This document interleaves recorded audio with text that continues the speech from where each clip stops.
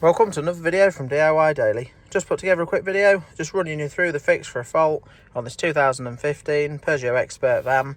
This one's a 1.6 diesel model. Basically the issue that we've got, the spanner lights on there, the AdBlue warnings on. Now this can come on for various different faults, but I'll run you through the exact fault code that this is giving us and what the fix is for it. Now I've had this issue quite a few times. We're using the top-down diagnostic machine today. We've done a full code scan on it. And if we go down to the engine ECU, the fault code that we've got to deal with is P20E8, which is pressure of the urea fluid, basically the AdBlue fluid, pressure too low. Now the fault's actually relating to the pump in the tank. It all comes part of the tank, they're quite expensive.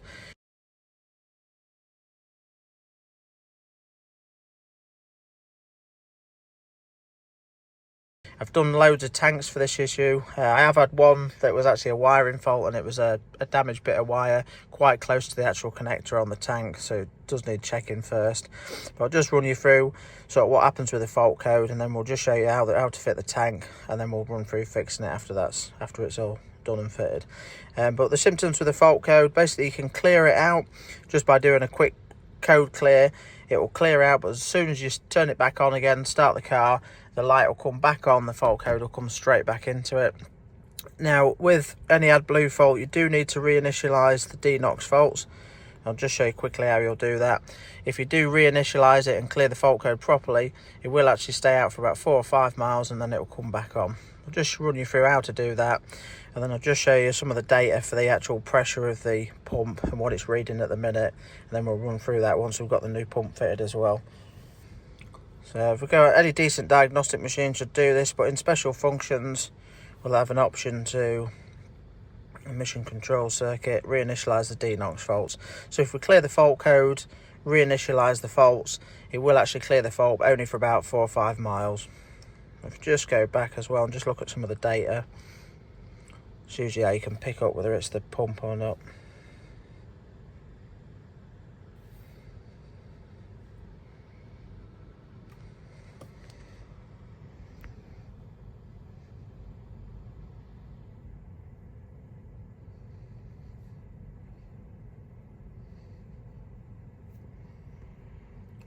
Right, so we've got on here, we should have pressure of the urea fluid. You can see it's at 4 bar there. It does sort of hold its pressure, so you might find it at that. But this should really get up to, when it's running, you should really get to about 6 bar on there. If you just rev it up, so we're not altering at all there. Once we've got the new tank fitted, I'll just we've got a tank ordered, I'll get the tank fitted, just show you roughly how to fit that. And once it's fitted, we'll just run through some of the data on there, and then just clearing the fault codes quick and giving it a decent run. Probably do 7 or 8 miles in it and just make sure it's definitely fixed the fault. So we'll just run you through that shortly.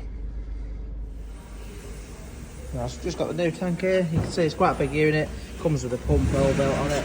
I'll just show you while it's out as well. We've got a couple of fittings there for the pipes. We've got the main pump there and a couple of connectors on it. It does come with some of the wiring, obviously this connector's there, you've just got 2 connectors that are separate there as well. We'll just get under the car and just show you the tank of the car. So just come underneath, you can just see we've got them 2 main fittings there. They're just like a push, just push in both of them sides. You can sometimes just need to give them a little bit of a clean out to get them out. But one there, another one there. Just need to pop these 2 pipes out of there, just locate in there, that's all. Now there's a drain as well, if you want to drain the old stuff out, just undo that torque so you can pull that out and drain the old fluid out. And you've got 3 fittings, 3 bolts, one this side, another one up there, and then just one at the front as well. And then there's a couple more pipes just clipped into there. Now the wiring is just sort of located up here, but we're going to use like a vertical jack to drop it down and then just lower it a little bit and then disconnect all the wiring and swap it over. But yeah, I'll just get it all swapped over and then just run you through it once it's done.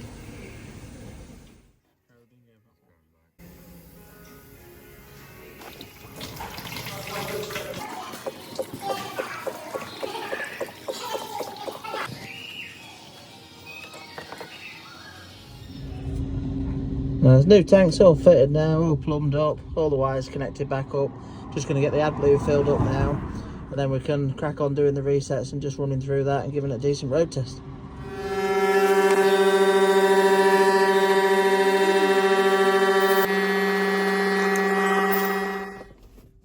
Right, so back in the vehicle now. I'll just show you popping the ignition on.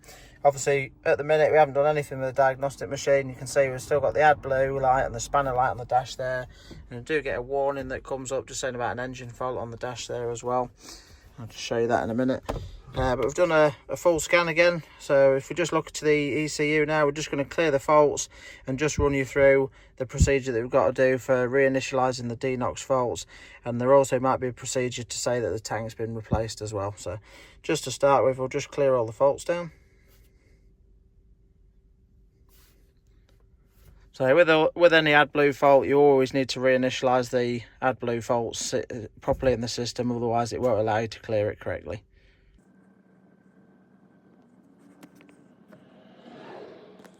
Right, just see the fault's cleared out the engine ECU. We've got a fault in there, but that's just relating to the audio there, so there's nothing to do with what we're looking at. But yeah, if we go into the engine control module, just to start with, we'll reinitialise the DNOX faults, and then we'll go on to looking for, see if there's any resets for the tank.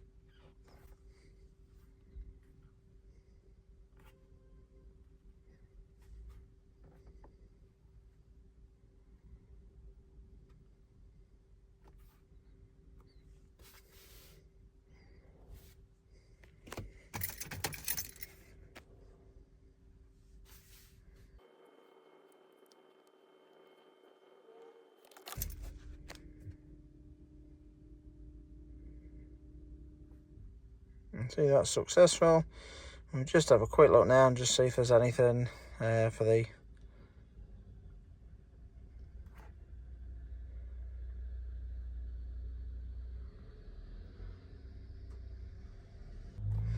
right, so you can just see in spare parts here we've actually got replacement of the reservoir, so we're just going to run through that.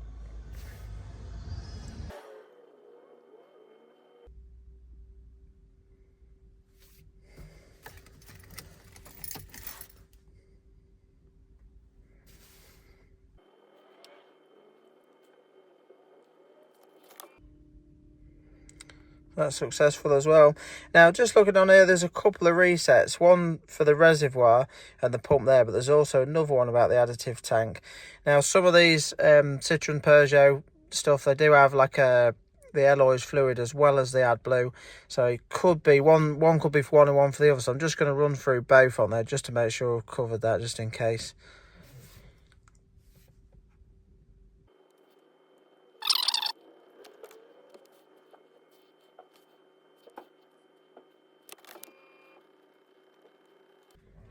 Right, so that's all them resets done. Now if we just strike it up, the fault light should be off now. You can just see that's all been reset, but we have properly reinitialised everything. I'm just going to give it a decent run now. I'm going to go probably do sort of 6-7 miles. As I said before, at least about 4 or 5 max the light would come back on. So just going to give it a good run, and I'll just let you know that it's definitely fixed the fault.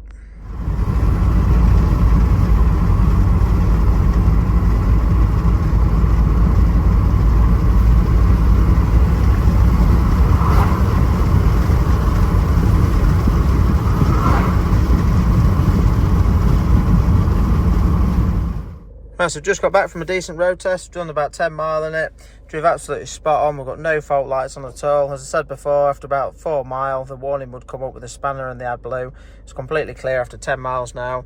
No warning message on the centre display or anything there as well. Just done a full code scan anyway, just to be 100% sure. We can just see the engine ECU is nice and clear in there. And I'll just show you the information for what the pressure is in the tank at the moment at idle as well. Now I'll just put a quick overlay of what the pump was reading while driving. It was a little bit higher at idle. It should be a little bit lower, but it doesn't tend to go over about 6 bar really. Let's just see what it is at idle though, just so you can check it against yours if you've got the issue. So it's worth just checking this.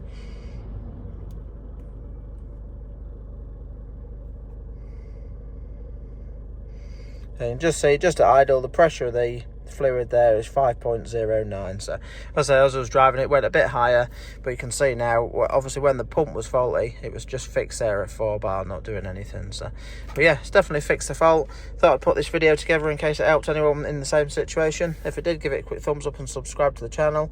Thanks for watching, and we'll see you next time.